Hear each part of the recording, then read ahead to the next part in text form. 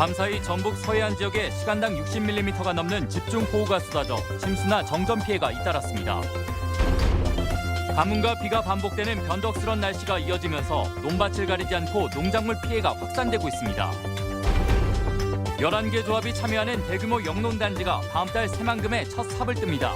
새만금이 다시 영농 전진기지로 각광받고 있습니다. 여러분 안녕하십니까? 전북권 뉴스입니다. 간밤에 도내 서해안 지역을 중심으로 집중호우가 쏟아졌습니다. 요즘 기상예보를 비웃듯 기습폭우가 유독 잦습니다. 시간당 60mm가 넘는 비에 주택이며 농경지는 침수 피해에 그야말로 속수무책입니다. 현장 취재 한범수 기자입니다. 밤새 내린 폭우로 음식점 내부가 난장판입니다.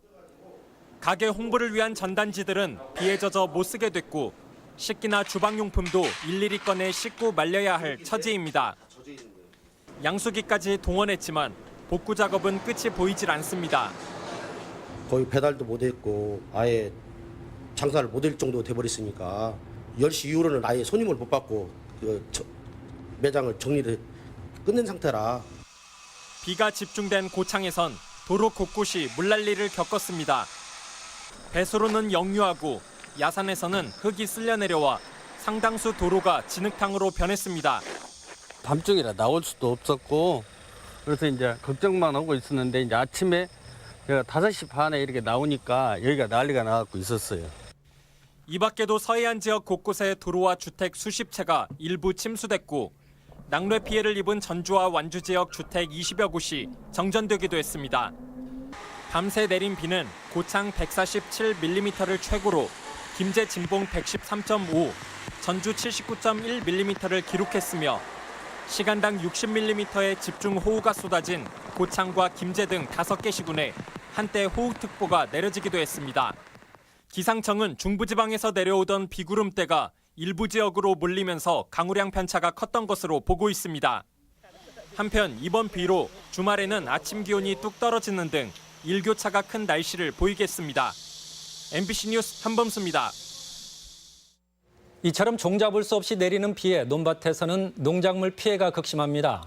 가뭄에 이어 비까지 설상가상의 피해에 농민들의 시름만 깊습니다. 박연선 기자입니다.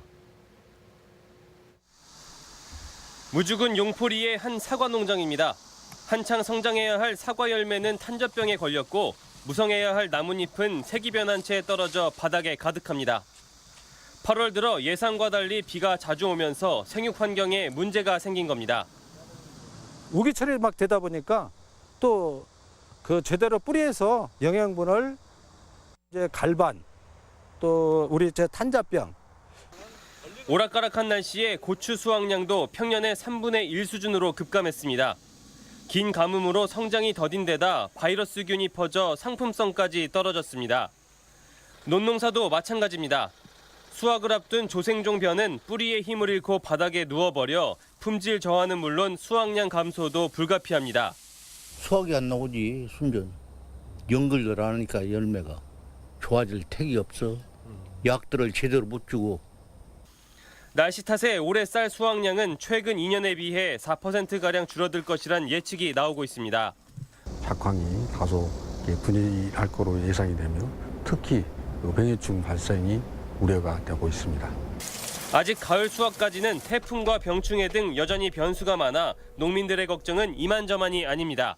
MBC 뉴스 박연선입니다.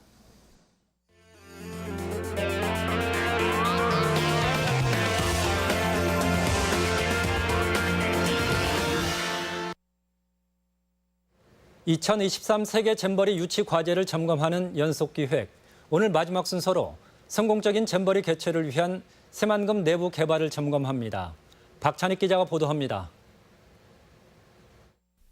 300만 평 규모의 잼버리 야영지가 조성될 새만금 관광 레저용지. 지지부진한 민간 투자로 매립이 끝난 부지가 겨우 17%에 불과해 나머지는 여전히 갯벌입니다. 대통령의 약속대로 공공주도로 매립을 속도감 있게 진행해야 하는 이유입니다. 내년부터 공공주도 매립으로 확장되면서 새만금 기본 매립 설계비 10억이 반영되었으나 그것으로서는 잼버리 부지까지는 좀 부족합니다. 그래서 좀 더 예산을 확보하기 위해서 노력을 하고 있습니다. 새만금 주변 도로의 확충과 전주까지 연결하는 고속도로의 조기 개통도 시급합니다. 5만 명의 참가자들이 한꺼번에 이동하려면 당연히 도로 기반 시설이 뒷받침돼야 하기 때문입니다. 특히 전주 새만금 고속도로는 당초 2020년 완공 계획이지만 3년 남은 올해 안에 착공조차 불투명한 상황. 새만금 주요 사업의 내년도 정부 예산이 절반으로 깎인 탓입니다. 이 때문에 잼버리 지원 특별법을 만들어 정부의 예산을 이끌어내자는 주장도 제기되고 있습니다. 5만 명 정도가 새만금 잼버리에 참여를 하기 때문에 세계적으로 새만금을 알릴 수 있는 좋은 기회라고 생각을 하고요. 특별법이 제정이 되면 중앙정부에서 적극적으로 관심을 가질 수 있는 계기가 되기 때문에 대통령이 잼버리에 대한 지원을 약속하고 국무총리 역시 최근 새만금 기반 시설을 계획대로 완공하겠다고 밝혀 여느 때보다 기대감은 높습니다. 26년째 끌어온 새만금 내부 개발이 잼버리 유치로 인해 새로운 전환점을 맞게 될지 주목됩니다. MBC 뉴스 박찬익입니다.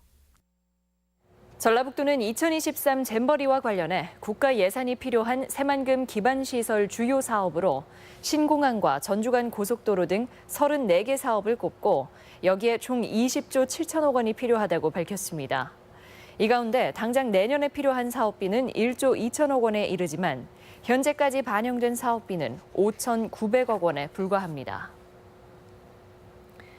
허허벌판인 새만금에 대규모 첨단 영농단지가 조성됩니다. 11개 영농조합이 참여해 다음 달 첫 삽을 뜨는데 영농 전진기지로 탈바꿈할 새만금의 모습이 기대됩니다. 유룡 기자입니다. 전국적으로 수박과 양파를 유통하는 부안의 한 영농조합법인. 최근 새만금 특화농업단지 내 시설원예와 일반원예 우선협상 대상자로 선정돼 대규모 영농의 꿈에 부풀어 있습니다. 김제 광활 부근에 조성된 700헥타르의 농경지 가운데 일부를 임대해 국내에서는 꿈꾸지 못했던 기계 영농을 추진할 계획입니다. 규모와 현대화, ICT를 접목할 수 있는 대단히 농업단지가 아닌가 생각이 듭니다. 중국과도 품목별 경쟁력이 있다고 생각이. 이렇게 특화농업단지 우선협상 대상자로 선정된 업체는 모두 11군데. 파프리카와 토마토, 딸기, 쌈채, 장미 등을 유리온실에서 재배하는 시설원예가 4개 업체, 노지에서 양파와 감자, 콩을 재배하는 일반원예가 7개 업체입니다. 유리온실 자체가 자동화 설비가 모두 갖춰지기 때문에 생산비를 기존 농업보다도 훨씬 더 절감할 수 있을 것으로 생각이 되고요. 대부분 김제와 부안, 익산 등 도내 농업회사가 우선 배정돼 전북이 강점을 가진 농산물이 시범 재배될 것으로 전망됩니다. 10개 업체가 전북 업체고요. 1개 업체만 서울에 있는 업체입니다. 면적을 줄여서 하다 보니까 이제 지역 업체도 많이 참여를 이번엔 하게 됐습니다. 당초 해당 부지는 2008년 대규모 농업회사라는 이름으로 3개 기업이 선정됐지만 경기 침체를 이유로 포기해 최근 재공모가 진행됐습니다. 우여곡절 끝에 주인을 찾게 된 새만금 특화 농업단지. 과연 한국 농업에 새로운 역사를 쓰는 기회의 땅이 될 수 있을지 주목됩니다. MBC 뉴스 유룡입니다. 새만금 매립과 내부 개발을 집행할 새만금 개발공사 설립이 본격 추진될 전망입니다. 손병석 국토부 1차관은 오늘 전라북도 지사를 만나 새만금 개발을 전담할 공사 설립을 논의하고 오는 11월쯤 관련 법안을 국회에서 통과시키겠다는 계획을 밝혔습니다. 새만금 개발공사 설립까지 최소 1년여가 소요될 것으로 예상됨에 따라 대통령 공약인 새만금의 공공매립은 우선 새만금 개발청이 맡을 것으로 보입니다. 막바지 무더위의 기세가 여전한데요. 이를 무색해하는 땀의 현장이 있습니다. 오는 10월 충북 전국체전을 앞두고 훈련에 매진하고 있는 선수들입니다. 강동엽 기자가 취재했습니다.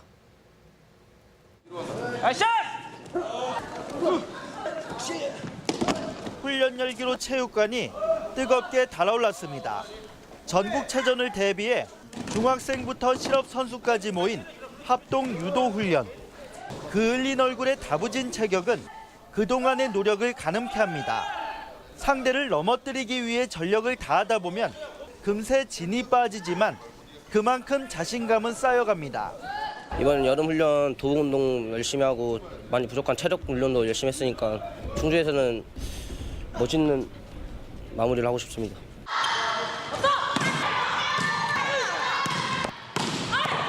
스파이크가 시원스레 매트 위에 꽂힙니다.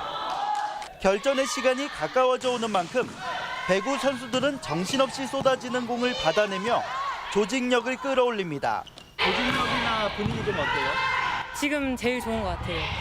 아무도 안 다치고 열심히 해서 좋은 성적 거두고 싶습니다. 체전을 목표로 구슬땀을 흘리는 전북 선수단은 45개 종목 1,300여 명.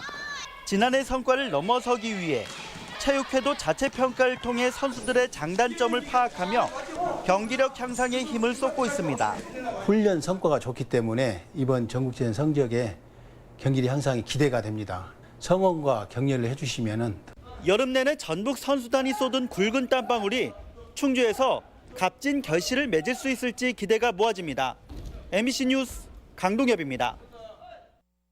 국민의당 당대표 결선 투표 여부가 주목됩니다. 국민의당은 모레 전당대회에서 당대표 선거 결과를 발표할 예정인데 4명의 후보가 출마한 만큼 과반 득표가 쉽지 않을 것이란 전망입니다.